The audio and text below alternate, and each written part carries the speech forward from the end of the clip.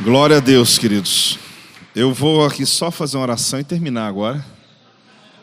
Depois de todas essas... Acho que esse aí é meu, esse...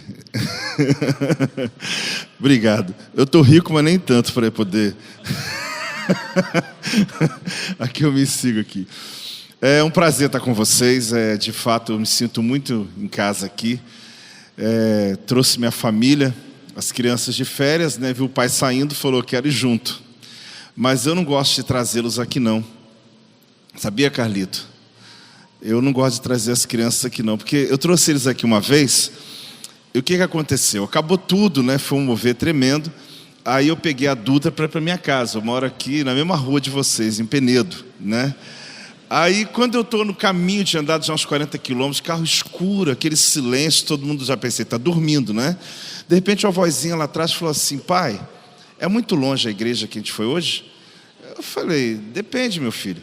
É mais ou menos, é uma viagem boa. A gente faz 1h30, papai correndo e tal.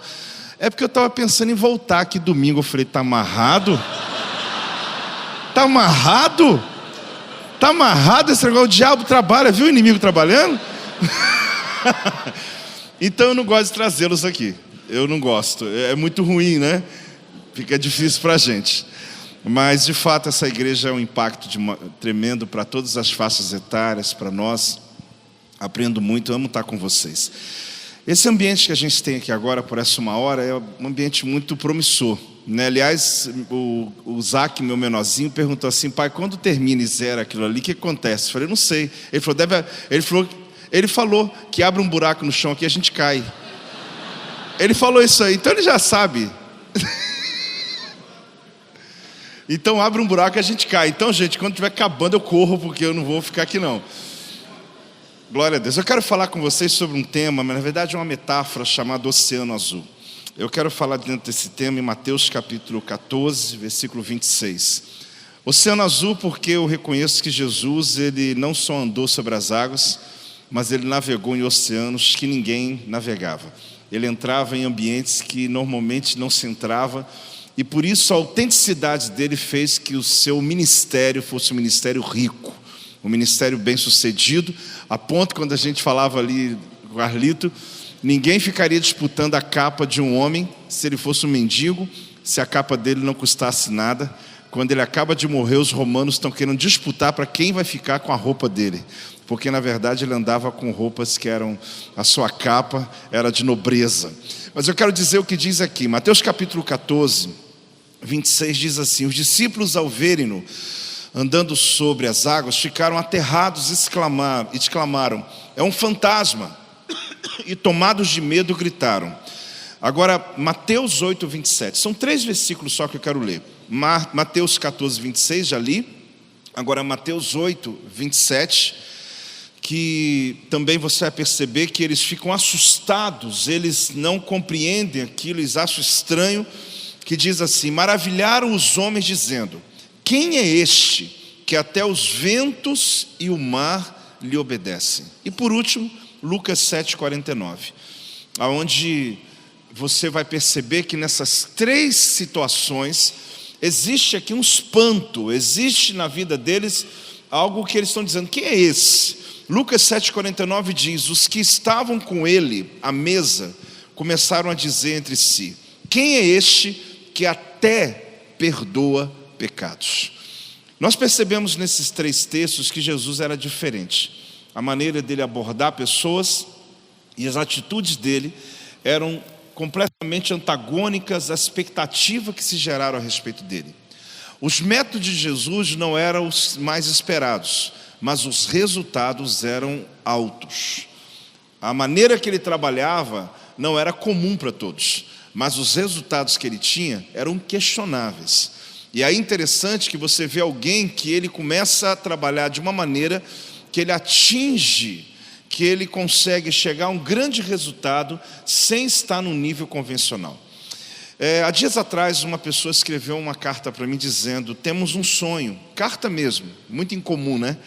É sempre e-mail, WhatsApp, mas essa pessoa escreveu uma carta, um empresário, um casal de empresários, e dizia: temos um sonho e não desejamos parar. E nessa carta tinha uma semente, uma oferta, né?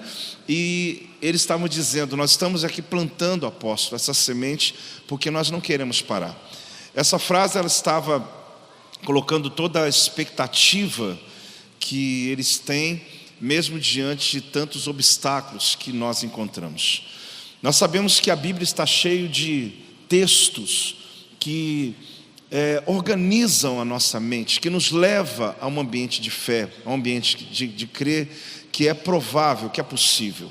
Mas o que eu e você temos que entender, querido, que aquilo que te enche é o que te conduz. Fala comigo: aquilo que me enche é o que me conduz. Jesus, ele foi cheio do Espírito Santo. E depois que ele foi cheio do Espírito Santo, ele foi conduzido para o deserto. Ou seja, o que te enche te conduz. Você é conduzido por aquilo que você é cheio. Jesus foi conduzido para o deserto para ser tentado, e ainda pelo diabo. A gente chega até a questionar e pensar: será que quem conduziu Jesus foi o Espírito Santo mesmo? Ainda para o deserto? Mas fique tranquilo, querido, que o Espírito Santo só conduz para o deserto quem está cheio. Se você está preocupado de ir para o deserto, você só vai se estiver cheio do Espírito Santo, porque ele só conduz quem está cheio do Espírito Santo. Então não se preocupe, dizendo assim: meu Deus, eu vou para o deserto. Não, ele só conduz quem está cheio. Quem está vazio, ele não vai conduzir, porque deserto é lugar de tratamento, é o lugar de preparação, é uma passagem na tua vida que vai lhe marcar e vai criar raízes profundas que vai sustentar você. Então é interessante que se o que te enche te conduz, do que nós estamos cheios? O apóstolo Paulo, ele diz uma coisa em 1 Coríntios 15, 14: e se Cristo não ressuscitou, é vazia, é vã a nossa pregação, e vã a vossa fé. Nós sabemos que situações mudam de acordo com a nossa fé. Paulo está dizendo o seguinte: se Jesus não tivesse ressuscitado, a nossa pregação seria completamente vazia, e a nossa fé muito mais ainda. Por quê? Porque o antagônico à fé é o vazio, e aquilo que significa fé é o que preenche o vazio, é o que dá forma ao que não tem forma. Então, quando você se enche de fé, o que te enche te conduz. Então, quando eu estou cheio de fé, querido, toda a minha vida, a empresa, meus negócios, será conduzida por passos de fé. Quem está recebendo, diga glória a Deus em nome de Jesus. Então é diante disso que eu quero falar sobre essa perspectiva do ministério de Jesus. Eu ouvi uma frase há tempo atrás, lendo uma revista, que dizia assim: lá fora tem mais. Qual que é a frase mesmo aí? Lá fora tem mais. Eu olhei aquela frase, lá fora tem mais, e comecei a ler o artigo numa revista chamada Revista Vida Simples. E ali se falava de um restaurante no Peru, onde ficava aberto 6 meses e 6 meses ficava fechado. E aquele chefe, empresário, ele passava 6 meses em expedições, em muitos lugares, onde eles iam para selvas, descobrindo novos temperos, novos sabores, novos paladares, novo gosto.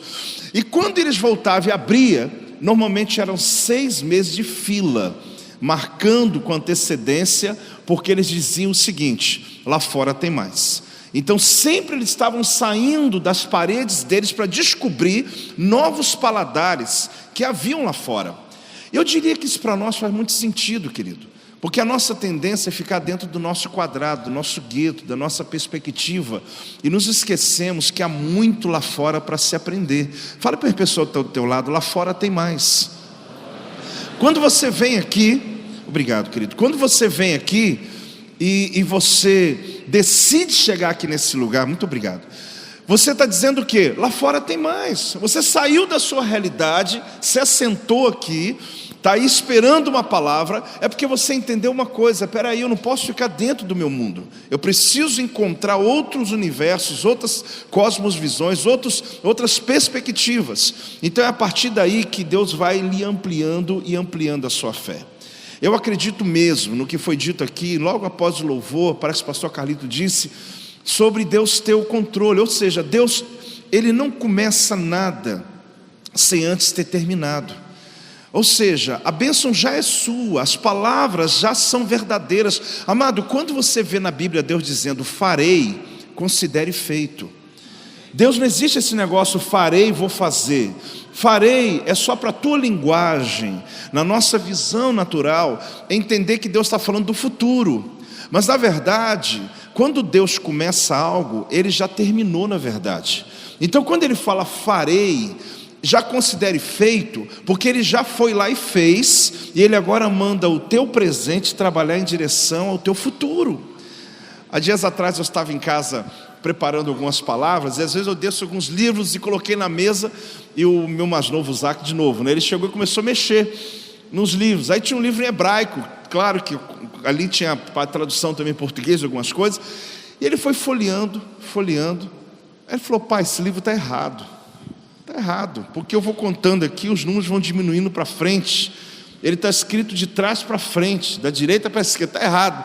Aí eu fui explicando para ele, eu falei: não, esse livro aí está certo, porque esse aí está mais antigo do que o português. Ele é mais antigo que os outros idiomas. Ele é a escrita de Deus, né? Deus fala hebraico, meu filho. Então é o seguinte: pai, então está tudo errado. Eu falei: não, é porque Deus começa aqui da direita para a esquerda. E Deus começou a falar comigo na hora que eu nunca tinha pensado, né?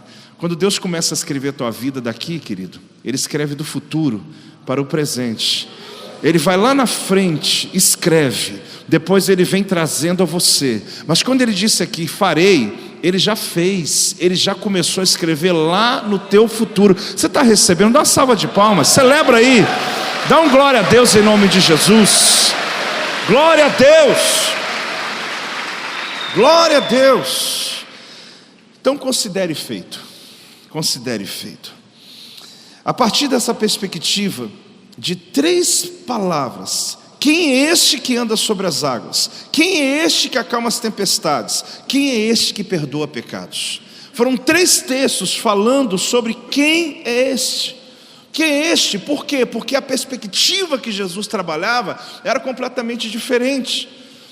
Apesar de não entender muito, mas um dos programas que eu gosto muito de ver é quando se fala sobre pesca em alto mar. Às vezes eu fico ali vendo aqueles programas de pesca no Golfo, no México, ou na parte fria da Europa, do caranguejo-rei e pesca de atum. E é interessante que eu começo a ver que esses pescadores, eles escolhem, eles investem muito para ir para alto mar. E às vezes ficam dias na tentativa. Apesar de ter equipamentos bem sofisticados, mas você percebe que é uma técnica que passa de geração em geração. Eles vão ensinando aos filhos. E um desses programas eu vi que em 36 horas, 3 pescadores pescaram 7 toneladas de peixe. E um barco não muito grande.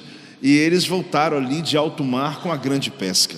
O que me chama a atenção é por que eles vão para alto mar. Porque é um lugar que tem mais possibilidades. É um lugar onde a concorrência ela é muito menor. Quando eu falo sobre o Oceano Azul, querido, eu falo que Deus tem um lugar de oportunidades para você, onde você sairá do Oceano Vermelho.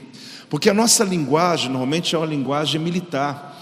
Tanto na Bíblia, quanto no meio cristão, quanto no secular, quanto nos treinamentos. Nós sabemos que os livros que mais se fala aí são livros que falam sobre desde a arte da guerra, alguns que nos ensinam técnicas militares sem mesmo nós sermos militares. Mas interessante que você começa a perceber que a perspectiva de Jesus, ela foi muito diferente da perspectiva de Davi. Apesar de serem pessoas que caminham na mesma visão messiânica, porque Jesus como filho de Davi, mas Davi levantou guerreiros, Jesus levantou discípulos. Davi treinava-os para a guerra, Jesus treinou para a paz. E você começa a perceber que eram perspectivas que quando Jesus vem, o Messias, o povo esperava um cavaleiro, um guerreiro, alguém que vinha com um aparato militar, alguém que entraria na batalha contra Roma. E Jesus entra com uma perspectiva, com uma estratégia, com um formato completamente diferente. Porque ele não estava, talvez, seguindo o que esperavam dele, mas os resultados que ele trouxe e alcançou foram tremendos. Eu diria para você que Jesus navegou em um oceano azul, um lugar que não havia quem competisse com ele. Deus quer levar você, querida, a tua empresa, seus negócios, para que você saia desse oceano vermelho da competitividade, dessas estratégias militares, que elas podem ser úteis demais, mas Deus quer levar como esses pescadores de alto mar, que às vezes voltam com toneladas de peixe, porque não tinha ninguém concorrendo com eles. Eles foram em lugares mais perigosos, mas eles conseguiram resultados maiores. Deus vai lhe dar ousadia, Deus vai lhe dar autoridade, para que você entre em alto mar. A palavra de Deus hoje é essa: entre em alto mar. Deus vai te levar para alto mar, para oceanos azuis, para lugares onde as oportunidades são muito maiores para você. Você está recebendo aí, celebra, dá um glória a Deus, dá uma salva de palmas, em nome de Jesus. Glória a Deus. A maioria das pessoas vive se degradando nos oceanos vermelhos. Eu estou usando esse termo com uma metáfora. Eu não estou inventando a roda, isso já é uma metáfora conhecida. Mas eu estou contextualizando esse entendimento a partir da perspectiva bíblica. Porque se você olhar e perceber o sucesso na Bíblia, você vai perceber originalidade. Vai perceber o quê? Originalidade. Você vai ver que aqueles que conseguiram romper, eles não quiseram ficar apenas num ambiente da lógica, do óbvio, mas eles decidiram romper, ousaram. Eles saíram da perspectiva de uma competição, de querer fazer o que os outros fazem. Se eu fosse entrar nesse mérito aqui, a gente vai de Davi, Gideão, aos profetas como Isaías, ao Novo Testamento. Nós vamos caminhando e vamos percebendo aqueles que saíram, eles entraram no novo entendimento, com a mente renovada, e por isso, ousando, eles se tornaram bem-sucedidos. Mas eu quero me ater apenas a Jesus em algumas das suas fases, porque Jesus andando sobre o mar, para mim já é um entendimento fortíssimo. Quando Jesus vai e acalma a tempestade, tremendo. Por isso que perguntavam: quem é este? Agora, como que pode discípulos que andaram com Jesus tanto tempo ainda ficar perguntando quem é este? Você está com uma pessoa do teu lado, viajando com ela, de repente você olha e fala: quem é você? Ou seja, você não é você que estou pensando que seja. Ou seja, Jesus, ele vai além da expectativa deles. Por quê? Porque ele navegava em oceanos que estavam muito fora do contexto e do que era comum a todos os que andaram com ele. Jesus, ele frustrou os métodos, mas ele superou nos resultados. Fale comigo: ele frustrou os métodos, mas ele superou nos resultados. Talvez os métodos, eles podem ser diferenciados, mas a questão que você busca para a tua empresa, para a tua vida, para as tuas finanças, é o resultado. E Jesus, ele vem com métodos completamente revolucionários. Eu quero mostrar para você algumas histórias. Uma delas foi um dia Jesus andando, e os discípulos de Jesus perguntaram, vendo um cego de nascença, perguntaram assim para Jesus: quem pecou? Foi este ou seus pais? A pergunta ali, querida, era uma pergunta teológica. Era um fato que eles queriam descobrir, porque na verdade a questão ali sobre o cego era uma discussão antiga, não sobre aquele cego, mas a perspectiva de que alguém está sofrendo hoje, olhem para mim, é porque alguém fez algo errado no passado. Para aqueles discípulos, que daquele homem cego de nascença, era só uma discussão teológica, mas para Jesus era uma história, era uma referência, era alguém que tinha um potencial e precisava ser resgatado. Aí Jesus diz uma frase fantástica. Ele disse: ele está assim para que as obras de Deus se manifestem nele. Irmãos, Jesus viu na vida de um cego de nascença uma obra pronta, porque obra é o que está pronto. O que é obra?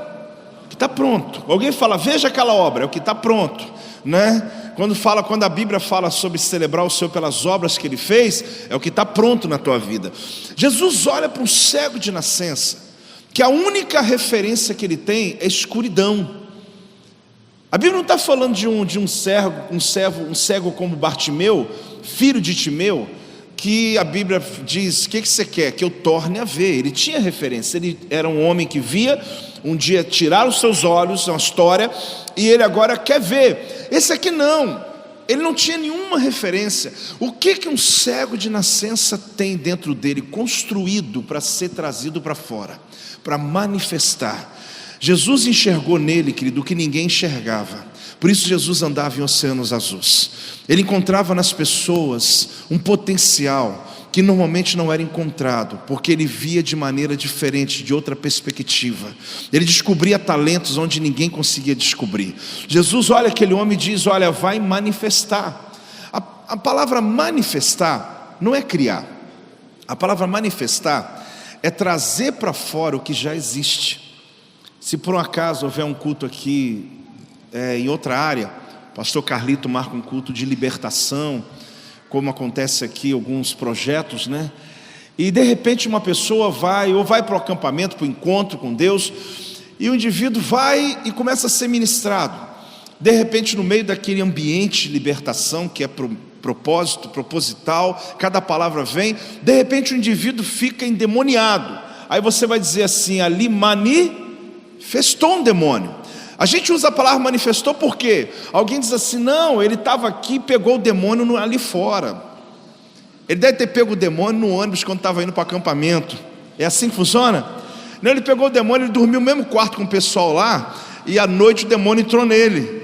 Irmão, não, deve estar ali 1 ano, deve estar ali há 6 meses. Mas quando veio o poder de Deus, se manifestou. Ninguém criou nada nele, já estava lá, mas precisou vir para fora. Quando fala aqui Jesus que vai manifestar as obras de Deus na vida de um cego de nascença, é a mesma referência de Gênesis. Quando a Bíblia diz que Deus estava criando, a palavra ali é dabá, Deus cria do nada. Quando Deus então forma o homem, a palavra ali, assá, yatza, quando Deus forma de algo que já existe, que é do pó da terra. Mas quando Deus chama a luz, ele disse: haja luz. Por quê? Porque ele está dizendo: a luz está aqui dentro da escuridão, só que ela precisa vir para fora. Deus não precisou criar, Ele precisou apenas mandá-la aparecer, mandá-la manifestar. Eu quero dizer para você que é a mesma referência do cego. Ninguém enxergava nele, nem ele mesmo, porque era tudo escuro. Mas Jesus disse: vai manifestar uma obra que tem dentro desse homem. Ela vai vir para fora, essa obra vai manifestar. E quando ela manifestar, o nome de Deus vai ser glorificado. Eu não sei se você está entendendo uma coisa que Deus está falando com você aí, querido. Se Deus olhou num cego e viu uma obra pronta, o que Ele está vendo em você só falta ser manifestado. Tudo que você precisa, você já tem. Tudo que você precisa está dentro de você. Você só precisa aqui nesses 7 semanas dizer: Deus, manifesta, traz para fora toda a obra que está construída, que o teu nome será glorificado na minha vida. Dá uma salva de palmas ao Senhor, celebra, dá um glória a Deus em nome de Jesus. O que eu fico apaixonado por Jesus é que Jesus olha para um improvável e diz: olha, tem alguma coisa dentro dele que vocês não conhecem. Isso me fascina em Jesus. Não é só nesse caso aqui. Nós vamos encontrar isso em vários momentos da palavra de Deus. Mas esse caso, querido, eu gosto porque não tem possibilidade. Trazer para fora o quê? O fato aqui, eu vou te contar rápido a história. Quando Jesus ora pelo homem, ele põe um barro, né? Ele faz ali com a saliva dele, porque Jesus ele navegava em oceanos azuis. Ele não andava pelo mesmo formato. Ele curou vários cegos, e cada um de um jeito. O que é importante não era a forma, o importante era a mensagem. Ele não se preocupava com os formatos, ele estava preocupado com o resultado, com as mensagens que se passavam. E Jesus então coloca o barro e diz para ele assim: vai e lava no tanque de Siloé. Vai lá e lava.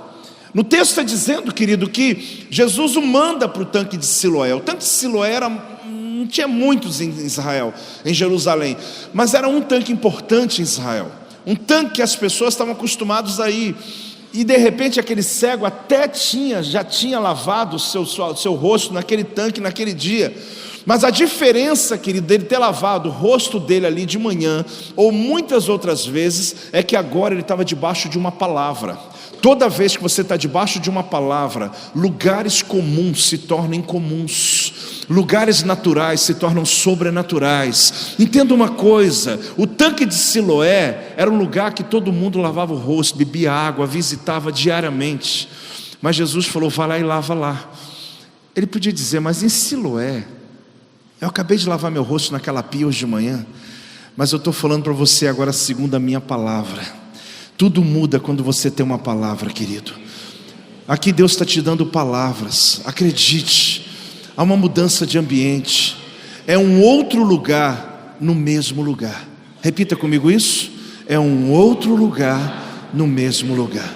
Tu vai entrar na tua mesma empresa, que talvez você entra na sala já há 10, 20 anos. Mas de repente você vai dizer: meu Deus, é um outro lugar no mesmo lugar. É o meu Siloé. Porque eu já entrei aqui muitas vezes na minha palavra, mas eu vou entrar aqui agora debaixo da palavra de Deus empenhada sobre a minha vida. Você está entendendo isso, querido? Aí ele vai e lava, mas não é só vai e lava, não é só vai e lava, irmãos, preste atenção. Ele foi se lavar ainda cego.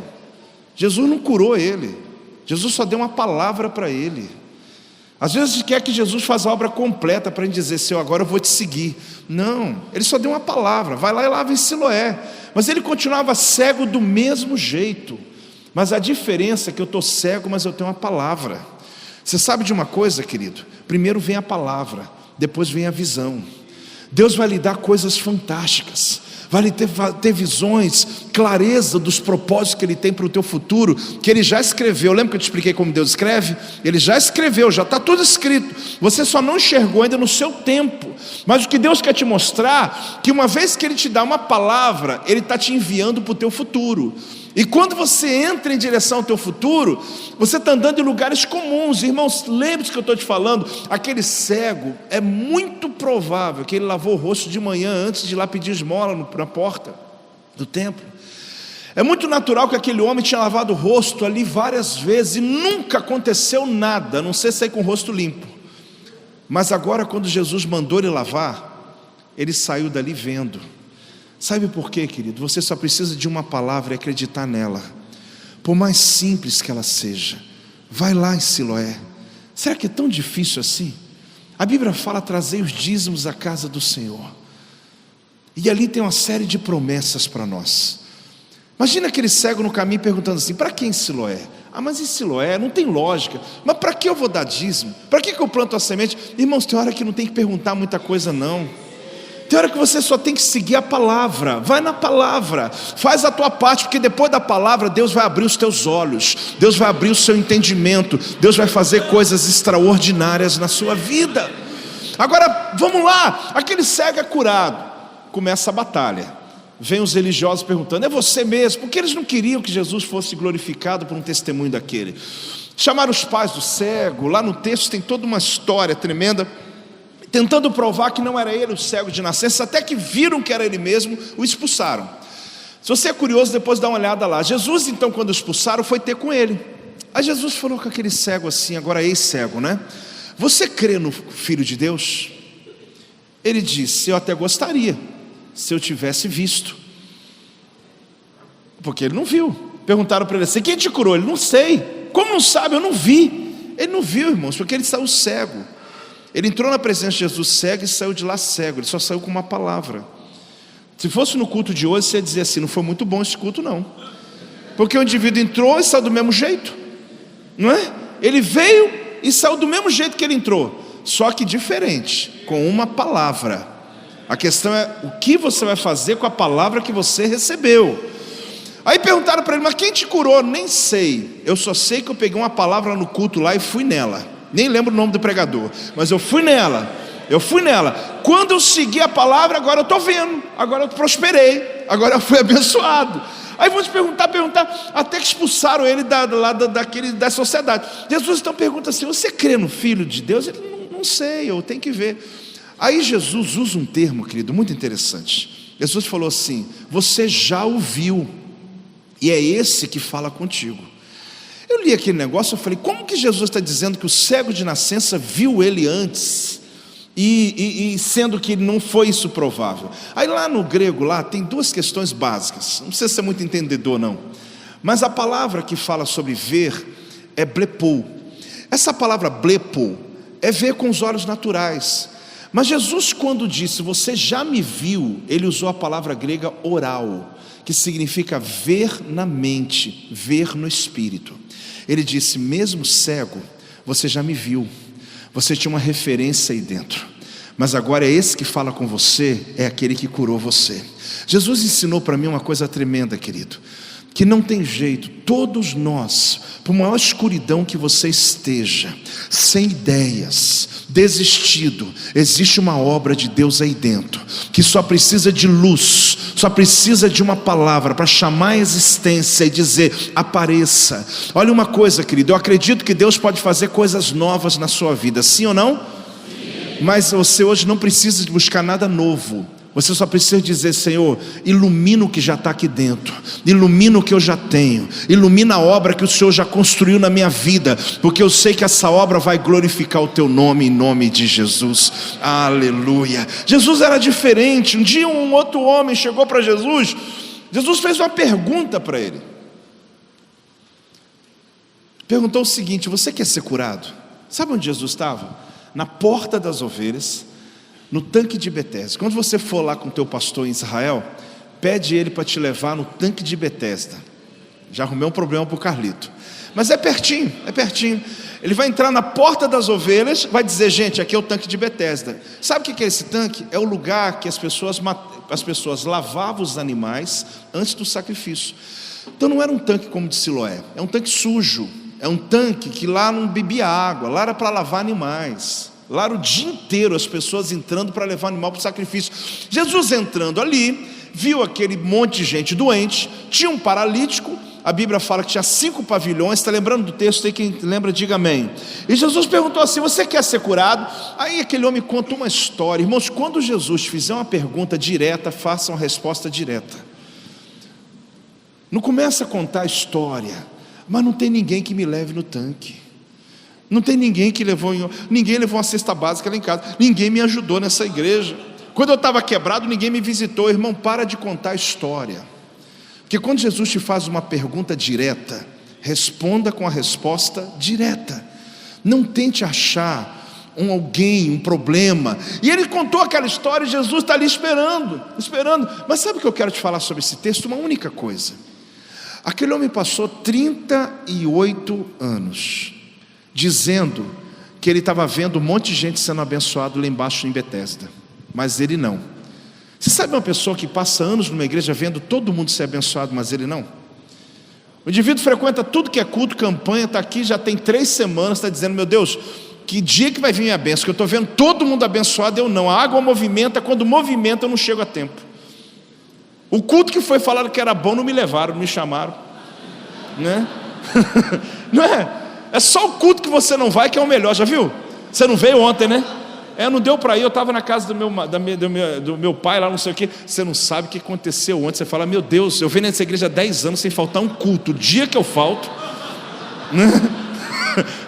Parece que tudo deu certo. Então ele ficava assim, olha, ninguém me leva lá embaixo quando movimenta as águas, ninguém. Jesus ensinou um princípio para ele, irmãos. Tire os olhos daquilo que acontece fora de você e olhe para aquilo que acontece dentro de você. As águas que vão se mover não é de Betesda, é as águas dentro de você. Porque é perigoso alguém orar dizendo assim, Senhor, abençoa o irmão para ele prosperar, para ele me abençoar. Tem gente que ora assim na igreja. Não está errado te abençoar não. Ou vou orar para aquele empresário prosperar, que ele vai me dar uma passagem para Israel. Irmão, as pessoas têm que aprender a orar dizendo, Deus, o Senhor vai me prosperar para eu ser abençoado e eu vou abençoar quem eu quiser depois, porque a gente espera alguma coisa fora de nós acontecer, para depois a bênção chegar até nós. Deus não precisa desse caminho, Deus vai abençoar diretamente você. Então por isso que Jesus, ele ensina o princípio, levanta, toma o teu leito e anda. Ou seja, o que você já tem está dentro de você. As águas que vão mover não é de Betesda, é as águas do Espírito que movem dentro de você. Tem muitos crentes que vivem assim, no caminho de Betesda.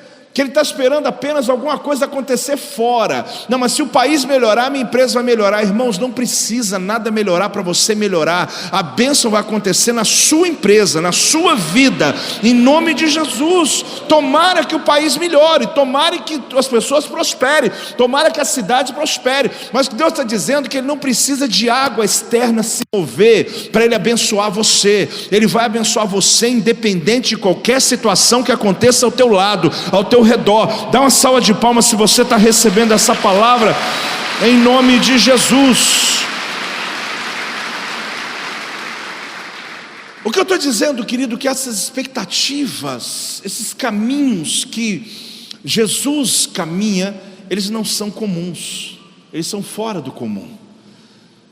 Jesus um dia viu um homem condenado e chamou aquele homem de inocente e disse para ele descer da árvore, e falou: desce da árvore aí. E foi para a casa daquele homem, que era um cobrador de impostos.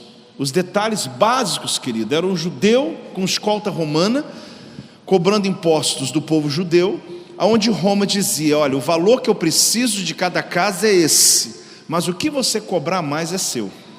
Você imagina, ele entrava numa casa, o imposto é R$100, eu quero 200, não paga, eu estou com a escolta romana. Esse homem era odiado. O nome dele, Jesus chamou ele de quê? Zaqueu. Sabe o que é Zaqueu? Zacaia? É a palavra usada no tribunal de Israel, quando o juiz dizia que alguém era inocente, dizia: Zacaia, pode ir embora, você é inocente. Se o nome dele é Zaqueu ou não, ou se chamou Zaqueu de Zaqueu ou não, eu só sei que Jesus disse: inocente, desce, pode descer. Por isso ele nem precisou pregar para ele, porque aquele homem foi tão quebrantado, porque Jesus já o chama de inocente, aonde ele estava se sentindo mais acusado da terra. E Jesus tem métodos, querido, que ninguém entende. Ele tem maneira que ninguém aprova, mas os resultados todos adoram. Porque depois que aquele homem ouviu essa palavra, ele entendeu e ele decidiu devolver. A história, o final é lindo, né?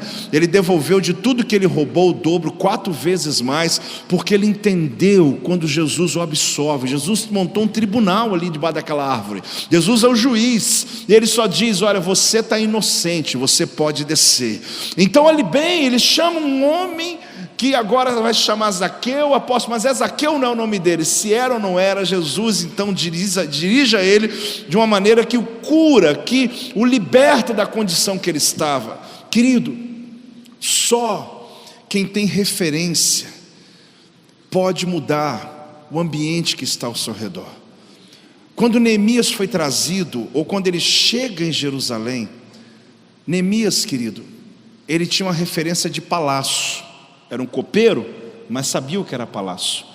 Quando ele chegou em Jerusalém, ele disse: vocês estão tudo no opróbrio. Irmãos, esse pessoal podia ter ficado irado, dizendo: meu Deus, como que esse homem vem de longe dizer que a gente está na pobreza, que a gente está na ruína, que a gente está na miséria? Porque eles estavam conformados com a vida deles. Eles voltaram do exílio da Babilônia, construíram mais ou menos suas casas, esqueceram do muro, esqueceram do templo, e construíram algumas casas boas, outras ruins. Mas o que adiantava dentro de uma casa linda, mas do lado de fora a calçada, a rua, tudo esgoto, do lado de fora tudo escombros? E Neemias falou: vocês estão na ruína. Mas sabe por que ele identificou a ruína deles? Porque ele tinha uma referência de palácio, ele tinha uma referência de nobreza, e por isso ele identificou o que precisava ser mudado. O que Deus quer mudar, querido, é sua referência. Deus quer mexer na sua mente, na sua mentalidade, na sua maneira de ver a vida. Jesus, e não só Jesus, a Bíblia, ela é rica nesse aspecto de mudança de mente. Se você quer navegar em oceanos maiores, é necessário acontecer algumas coisas. Uma delas é autenticidade. Qual que é? Autenticidade. Eu preciso ter, como Cristo era, um ministério autêntico. Um camaleão, ele se transforma, como tudo que está ao seu redor. Mas às vezes no meio do processo ele pode se perder. Você tem que ter uma empresa, uma vida, uma perspectiva que ela seja autêntica. A segunda coisa é originalidade. Qual que é a segunda coisa? Deixa eu te dar uma dica, querido. Você não tem energia suficiente para abastecer o lugar onde você está indo e abastecer onde todos querem que você vá. Você não tem como ser aquilo que as pessoas querem que você seja. Você não tem energia para isso. Você precisa definir a sua originalidade.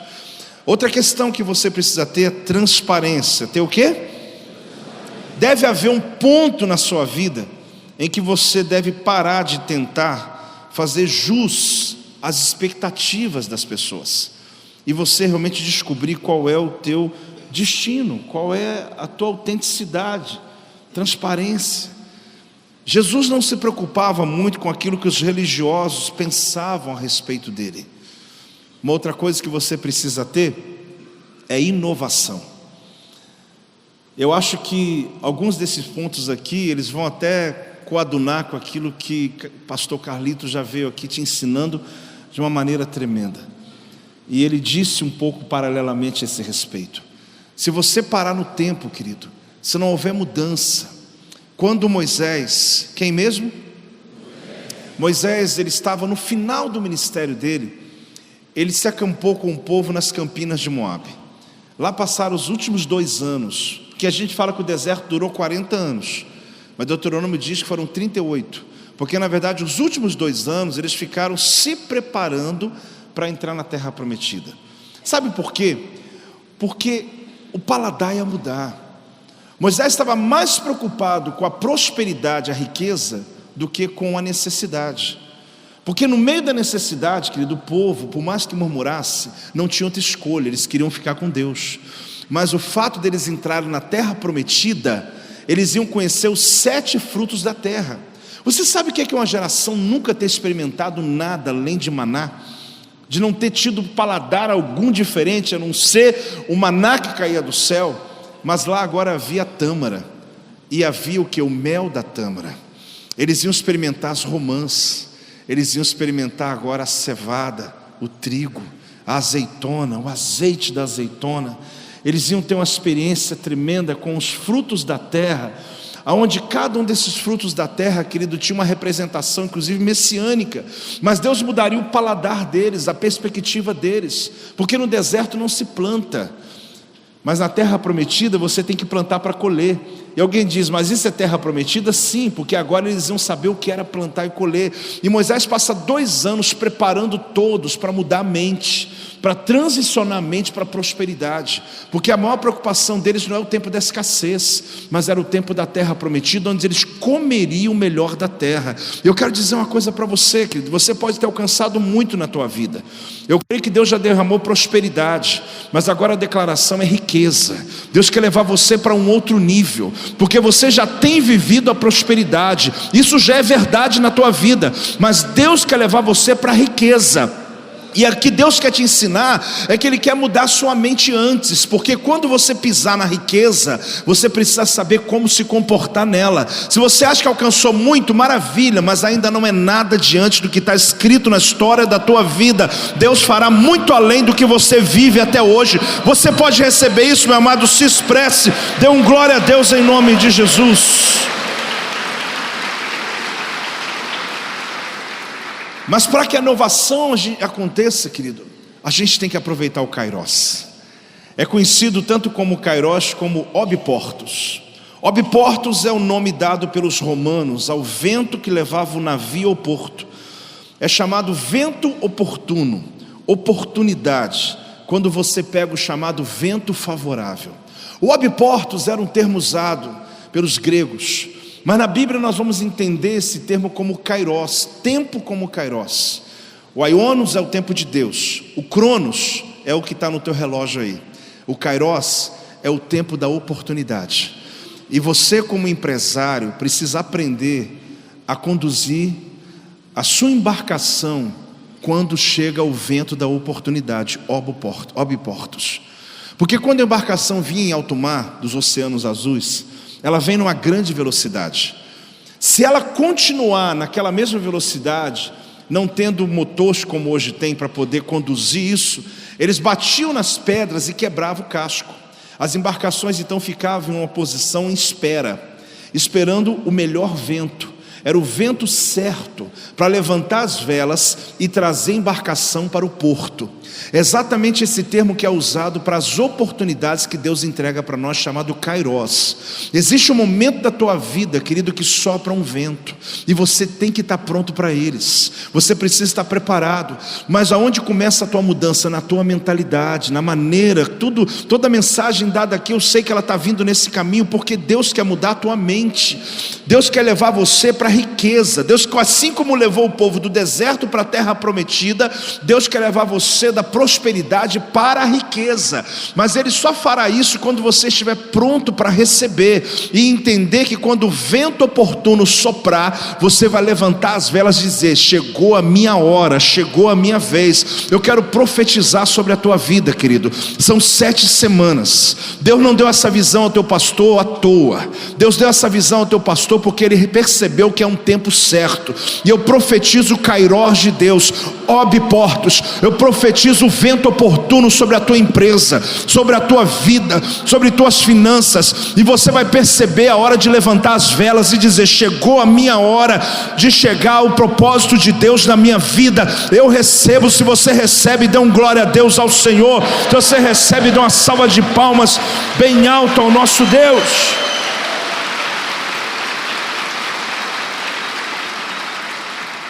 Outra coisa que você precisa ter para navegar em oceano azul é mudança, é disposição para mudança. Amado, eu sei que esse tema é tão falado por nós, ouvido, lido, mas como a mudança, ela provoca na vida das pessoas um bloqueio. Deus um dia chegou para Elias e falou para ele assim: vai para Querite. Querite é um ribeiro onde Elias foi alimentado por corvos. Ele tomava água do ribeiro no tempo de muita escassez, querido. Havia sede e escassez em toda a terra, mas onde o profeta estava, a bênção de Deus estava sobre ele. Eu vou te dar um dado aqui.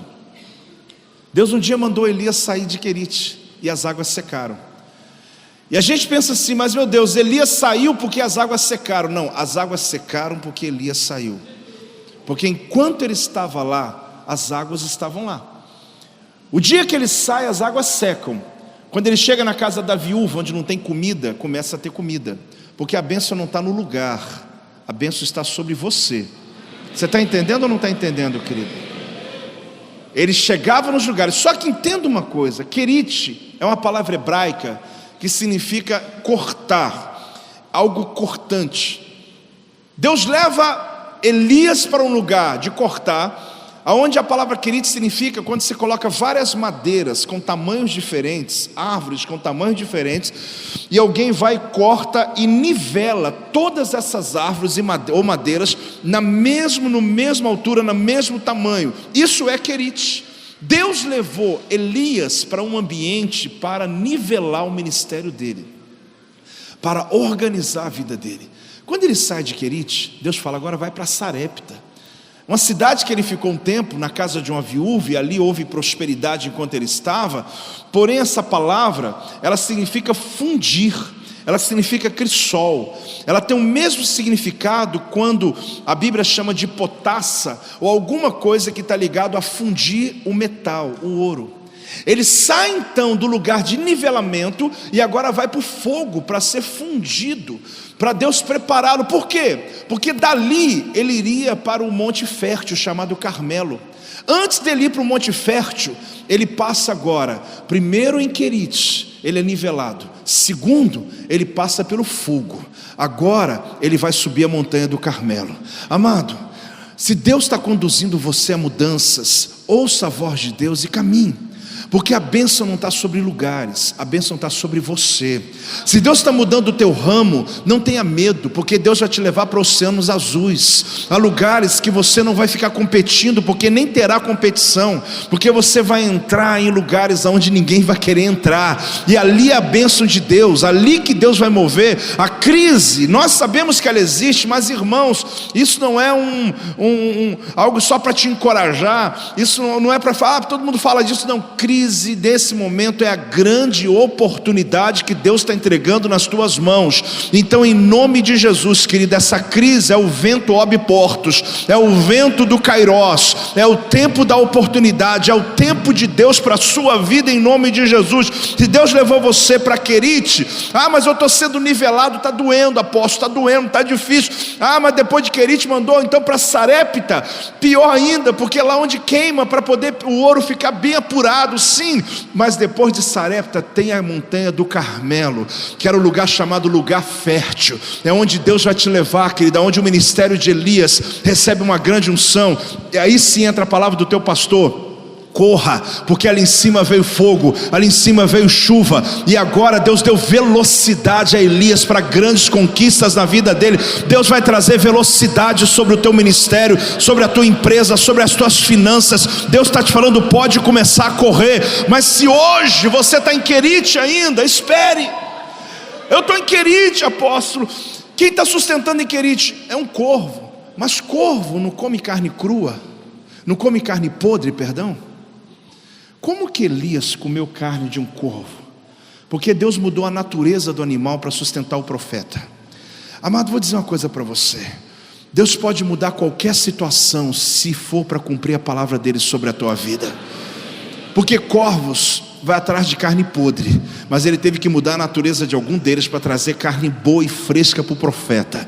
Não duvide quem Deus pode usar para poder te abençoar. Não duvide quem Deus pode usar para abrir portas para a tua vida. Se Deus usou corvos para sustentar profeta, Ele pode usar qualquer circunstância para poder abençoar a tua vida. Mas Senhor, agora eu saio de Querite, eu achei que a vida ia melhorar, cheguei em Sarepta, na casa de uma viúva que não tem o que comer. Esse é o lugar que o Senhor quer que eu comece tudo de novo? Aí Deus começa a usar Elias para prosperar um lugar que não havia nada, porque Deus era com ele. Amado, Deus é com você. Ele te deu poder para adquirir riquezas. Deus te deu autoridade para mudar ambientes. Aonde você chega, ambientes serão mudados. Mudança, fale a palavra mudança. Se você quer passar, querido, para uma real mudança na tua vida, se você está disposto a navegar em oceanos azuis, descubra que Deus deu a você essa autoridade. Jesus, quando Ele olha aquele cego de nascença, todos olharam para Ele como alguém improvável. Mas Jesus disse, dentro dele tem uma obra, e essa obra vai se manifestar. E quando ela manifestar, Deus vai ser glorificado na vida dele. Eu quero orar por você nessa noite, querido, porque muitos aqui, existem obras que estão cegas dentro de você, e elas precisam ser trazidas à luz. Promessas que foram liberadas no ventre da sua mãe, e que nasceram cegas, porque foram esquecidas desde o seu nascimento, mas ela foi liberada lá no ventre da sua mãe. Promessas que foram desistidas, que foram esquecidas, projetos inacabados que foram paralisados, frustrados, obras que o Senhor fez e que foram perdidas pelo caminho. Jesus olhou para ele e disse, vai vir à tona, vai se manifestar.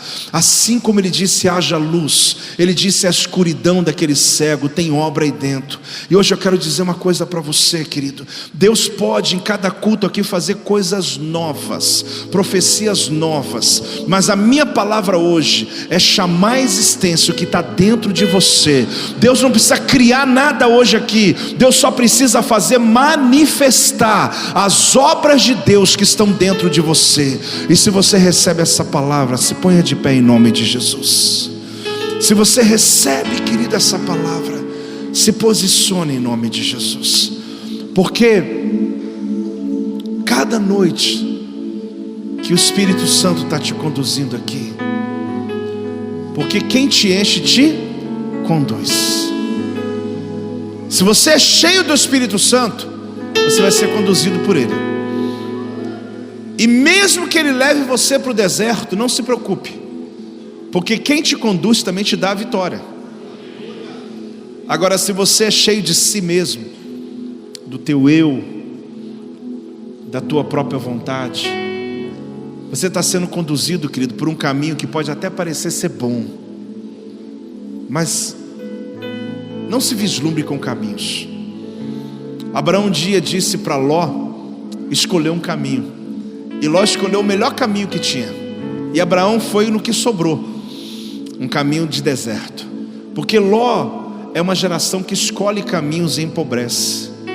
Abraão é uma geração que transforma o caminho que foi dado para ele. Ele foi pelo caminho do deserto e ele mudou o deserto, e o deserto floresceu. Quando Abraão ganhou uma terra grande, a nossa perspectiva é essa: meu Deus, Abraão ganhou um grande território. Não, querido, é o território que ganhou Abraão, porque Abraão já era próspero e o território era seco, árido. Quando Abraão foi morar lá, o território ficou próspero e ficou bom. Existem lugares, não é você que vai ganhar o lugar, é o lugar que vai ganhar você. Você está no lugar hoje que você pode dizer: uau, essa igreja comprou um lugar maravilhoso. Não, é o lugar maravilhoso, é um lugar que era árido e que ganhou uma igreja maravilhosa. Porque se você vier aqui antes, eu imagino, nem precisa imaginar muito, você ia chegar aqui e ver nada, e alguém dizer: isso aqui não dá para nada, muito menos igreja. Alguém ia dizer: empresa, muito menos. Mas quando a igreja veio, a bênção não está no lugar, a bênção está sobre vocês. Onde você está, prospera. Existem lugares que estão clamando para você entrar neles, porque eles estão falidos. Mas quando você entrar neles, eles vão te ganhar. Não é você que vai ganhar um lugar novo, eles vão ganhar um homem de Deus que tem poder para mudar lugares. Você está entendendo isso? Pode dar uma salva de palmas ao Senhor. Glória a Deus, glória a Deus, glória a Deus. Aleluia. A presença de Deus está forte neste lugar, querido. Oh, santo, santo, santo, santo é o teu nome. Abraão ganhou uma terra enorme, terra árida, mas quando ele entra, todo mundo desejou. Ló foi para uma terra de campinas, aonde tinha fontes, mas enquanto ele andou, secou, e ele ficou preso em Sodoma. Porque, meu amado, se você não tiver a bênção, você pode estar em lugares prósperos que você não vai prosperar. Mas se o Senhor é contigo, você vai navegar em oceanos que ninguém nunca entrou. E que tem gente que vai dizer: você é maluco de pescar em lugar tão longe assim, você é maluco de ir em alto mar. Mas quando você estiver voltando com a tua embarcação com toneladas, vai ter gente dizendo: aonde você foi? No lugar onde não tem concorrência, no lugar onde ninguém quis, mas é o lugar onde Deus me colocou, e lá eu vou prosperar. Essa igreja é exemplo disso, a tua vida é exemplo disso, a tua empresa será exemplo disso. Deus vai te prosperar. Existem lugares, preste atenção, irmãos, que estão fechados, falidos, que nada deu certo, e que virão para a tua mão de um jeito que você nem vai imaginar. Mas quando você entrar nele, as pessoas vão dizer assim: uau, você ganhou aquele galpão, você ganhou aquele território. Não, aquele lugar que me ganhou, aquele lugar que me ganhou, aquele ambiente é que me ganhou. Porque quando eu entrar ali, esse lugar vai ser totalmente mudado, totalmente transformado, em nome de Jesus. Levante suas duas mãos. Pai, eu profetizo sobre os teus filhos. Ah, meu Deus, que esta unção que paira sobre este ambiente, ó Deus. Eu profetizo Kairos, Obiportos, eu profetizo Oceano Azul, eu profetizo uma visão ampla que os tira desse oceano vermelho, da luta, da concorrência, da batalha diária. O Senhor os levará numa perspectiva muito maior. Eu profetizo lugares que vão ganhar os teus filhos, lugares que estão talvez falidos, mas que vão ganhar os teus filhos, porque quando eles entrarem nesses lugares, a prosperidade vai chegar. Terão empresas que vão chamá-los e dizer: vem aqui, faz sociedade comigo, porque se você entrar aqui, tudo se restaura, tudo se levanta. Eu profetizo a prosperidade de Deus sobre a tua vida, a inteligência, a sabedoria. Ah, o Senhor está falando aqui com você agora. Deus está movendo sobre a tua vida em nome de Jesus. Que o Senhor possa te levantar, te levantar, te levantar, como levantou aquele paralítico, dizendo: levanta, toma o teu leito. Porque ele esperava que tudo aconteceria fora dele, mas ele entendeu que Deus estava fazendo algo dentro dele.